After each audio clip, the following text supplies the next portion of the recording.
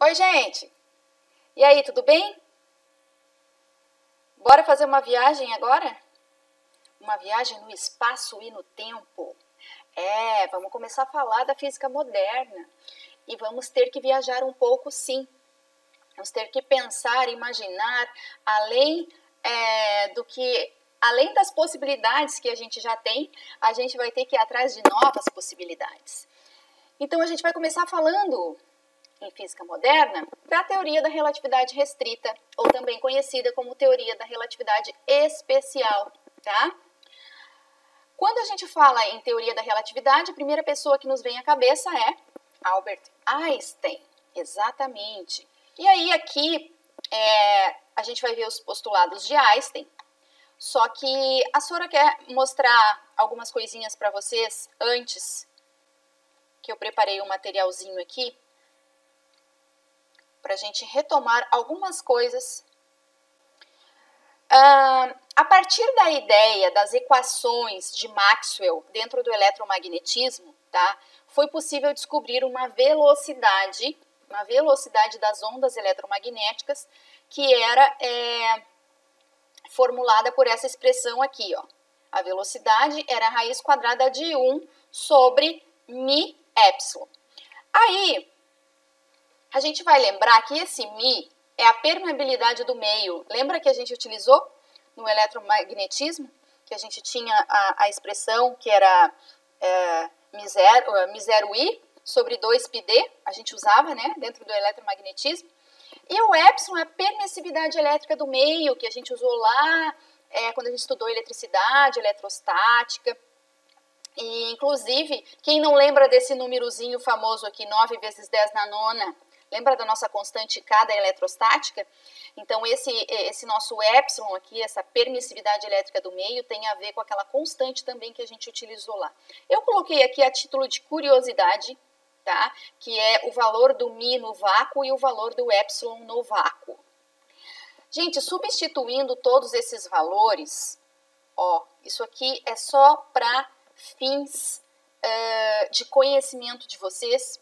Se nós substituirmos os valores de μ0 e ε0, que é o no vácuo, a gente chega nessa expressão aqui, ó, porque vai se cancelar, né, 4π aqui, ó, vai cancelar, e aí a gente vai chegar nessa expressão aqui, que nada mais é do que a velocidade, 3 vezes 10 na oitava metros por segundo. E a partir disso eles descobriram, então eles concluíram que a luz era uma onda eletromagnética. Juntaram tudo, né? A velocidade das ondas eletromagnéticas é a mesma velocidade da luz e a luz, então, é uma onda eletromagnética. A partir daqui, surgiram alguns questionamentos. Bom, a gente sabe que velocidade, né? A velocidade sempre está relacionada com alguma coisa. Por exemplo, a velocidade do som é 340 metros por segundo em relação ao ar, né? O ar está ali e o som se propaga no ar com essa velocidade. Aí eles questionaram que a velocidade da luz é 3 vezes 10 na oitava, mas em relação ao quê? Né?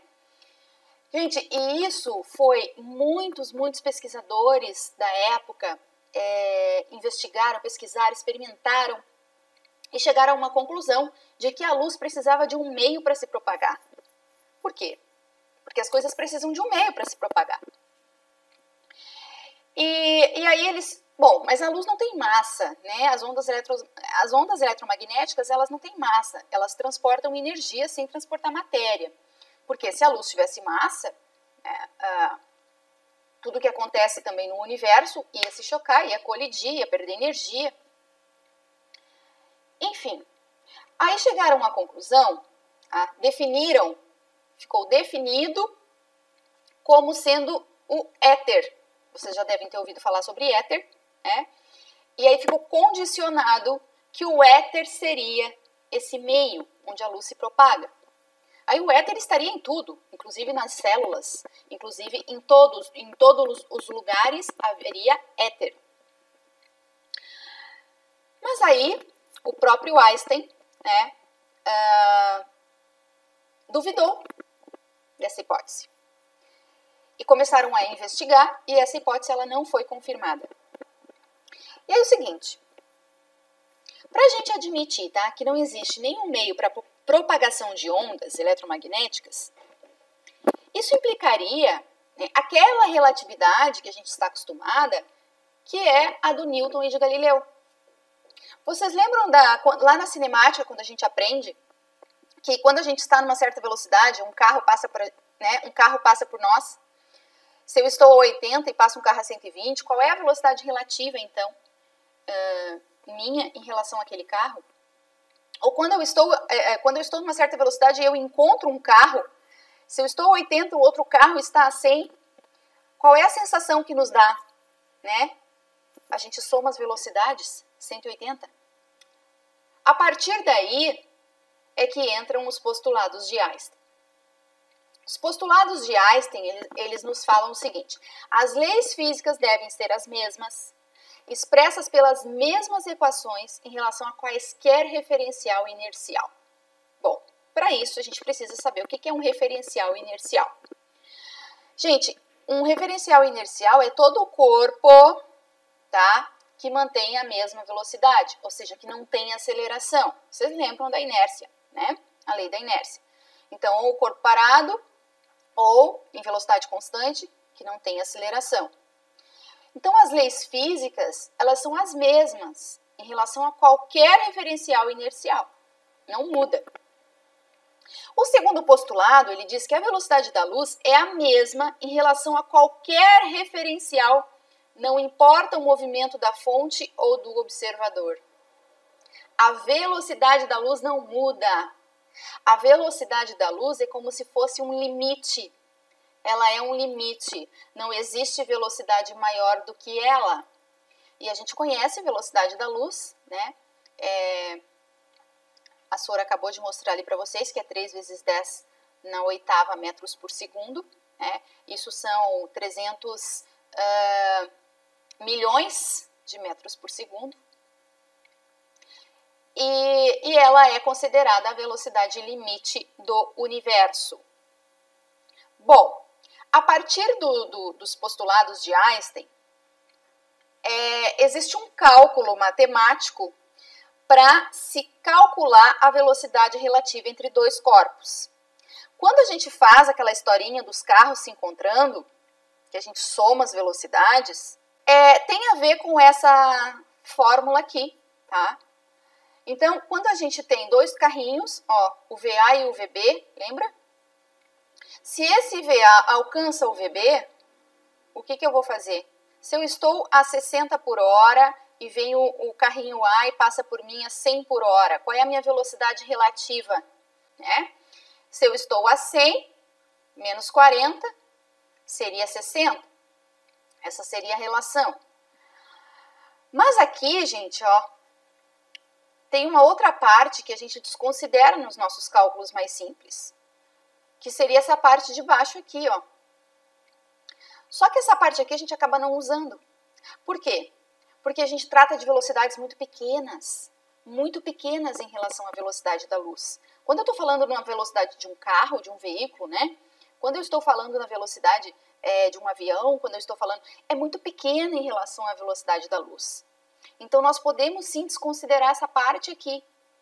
Agora, quando a gente está tratando de problemas com velocidades muito grandes ou próximas à velocidade da luz, temos que considerar, tá? Temos que considerar essa parte da equação aqui. Veja que se a velocidade, ó, for muito menor do que a velocidade da luz, ó, se essa velocidade de A e velocidade de B for um valor muito pequenininho, como é o exemplo dos carros, se eu dividir pela velocidade da luz ao quadrado, vocês concordam comigo que isso aqui vai se aproximar de zero? Vai ser um valor muito pequeno e vai se aproximar de zero. Portanto, 1 mais 0 é 1. E o que eu tenho aqui em cima dividido por 1 vai continuar a mesma coisa. Por isso que quando a gente trata de velocidades relativas entre coisas com velocidade muito pequenas em relação à velocidade da luz, a gente não se preocupa com essa parte aqui, tá? Então, gente, velocidade da luz é constante. Ela é constante e ela é um limite, tá? Não existe nada mais veloz do que ela. Bom, gente, aqui eu trouxe algumas definições porque a gente vai começar a falar sobre dilatação do tempo, contração do espaço, né, o fator de contração de Lorentz, e para isso, algumas coisas são interessantes de saber. O que são eventos, tá? Observadores e referenciais. Um evento, gente, é qualquer acontecimento, tá? Ele pode ser localizado ou no espaço ou no tempo. Se eu digo para vocês assim, ó, eu vou dar uma festa, vocês vão ir a essa festa? Como assim, Sora? Que festa? Aonde? Aonde? Na minha casa. Eu vou dar uma festa na minha casa, vocês vêm? Ah, quando? Entende? Então, tem que ter o tempo e tem que ter o espaço. Se eu disser para vocês, ó, eu vou dar uma festa às 20 horas, quem vai? Ah, eu vou, mas aonde que é a festa? Então, tempo e espaço caminham juntos. E quem observa um evento encontra-se num sistema de referência. Temos que ter um sistema de referência, tá? Agora a gente vai começar a conversar e a entender, tentar entender como é que funciona então o sistema de referência, onde que está o observador, o que acontece com o tempo e o espaço com diferentes posições desses observadores, certo? E para isso, aqui no livro de vocês, ó, fala sobre referencial inercial e fala sobre velocidade da luz e ano-luz. Acredito que todo mundo sabe, né, o que é ano-luz. Ano-luz, gente, não é velocidade, tá? É distância. Ano-luz é distância. Então, aqui explica bem direitinho para vocês o que significa, mas eu vou pular essa parte e eu já vou direto para essa questão aqui, ó, do tempo, tá? Que tem um desenho aqui que mostra para vocês, mas eu trouxe um outro vídeo que eu quero mostrar para vocês e explicar como que se chega nesta equação aqui, que é conhecida pelo fator de contração de Lorentz, tá? Que nada mais é o fator que indica a dilatação temporal, a dilatação do tempo. Então, veja bem, veja o seguinte, aqui tem uma navezinha, ó. A Sora vai tentar explicar, porque o áudio desse vídeo é muito baixinho, então eu vou tentar falando enquanto eu vou mostrando para vocês. O cara, ele está dentro de uma nave e aqui embaixo, ó, tem um raio de luz, tá? Ó, um raio de luz. Então, esta pessoa dentro da nave é como se ela estivesse parada em relação à nave, porque ela está andando junto com a nave. Então, ela está num sistema diferente, um sistema referencial diferente da pessoa que está aqui fora. Então, imagine que tem uma pessoa aqui fora, ou até vocês mesmo olhando aqui para o vídeo, vocês estão num sistema de referência e o cara lá dentro está em outro sistema. Veja que a luz, para ele, ó, ela transcorre em linha reta. Olha o que acontece. Ó. Então, aqui, tá? Ó, a linha que transcorreu a luz, ela está em linha reta. Aqui, tá vendo os pontinhos, ó?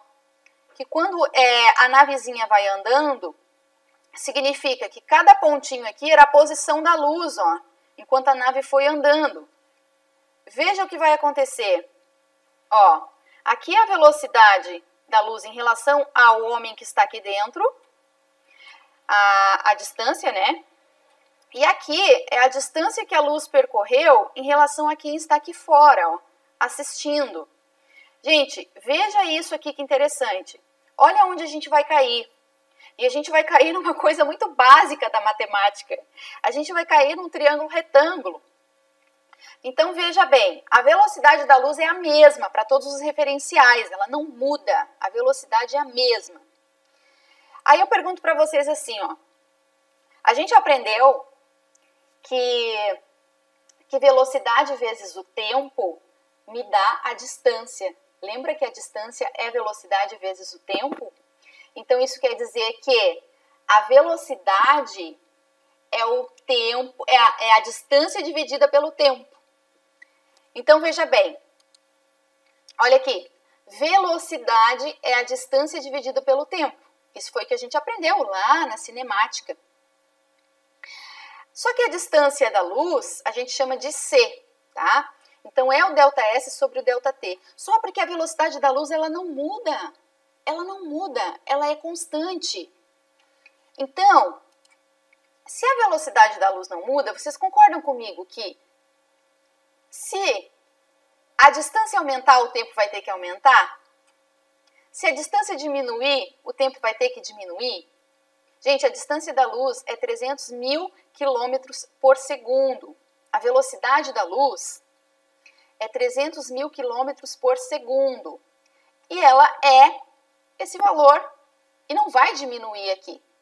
Não vai aumentar aqui. Independente do observador, independente da velocidade do observador. Lembra o segundo postulado do Einstein? Exatamente isso que ele quer dizer, tá? Então, veja bem onde a gente caiu. A gente caiu no triângulo retângulo de Pitágoras e a partir daqui a gente desenvolve o fator, então, de dilatação temporal. Vamos lá. Vamos chamar aqui, ó. A gente sabe, né, que a hipotenusa, cateto, cateto. Então, vai aparecer para vocês aqui, ó, todo o esqueminha. Então, gente, o A, nossa hipotenusa. Nossa hipotenusa vai ser a distância, nosso ΔS fora da nave. Se a gente passar o ΔT para cá multiplicando, ó, a gente vai ter C vezes ΔTF, que significa o tempo fora da nave. Mesma coisa a gente vai fazer com o B e com o C. Ó, com o B vai ser C vezes o tempo de dentro da nave. Tá? Ó, velocidade dentro da nave. E o C, gente, a gente considera a velocidade do vagão, da nave, tá? Então, vai ser o V, ó, vezes o ΔT. E o ΔT de fora, tá? O tempo de fora. Então, veja bem aqui, ó. Colocando cada um no seu devido lugar, esse C, gente, a gente vai passar para o outro lado. Vai ficar assim, ó. Vai ficar só o ΔT desse lado aqui. E aí, esse C passa para lá, ó. E aí, fazendo todas as operações matemáticas envolvidas ali, a gente chega neste resultado aqui, ó. Que é o tempo de fora, o tempo do observador que está fora é igual ao tempo do observador que está dentro, dividido pela raiz quadrada de 1 menos V ao quadrado sobre C ao quadrado.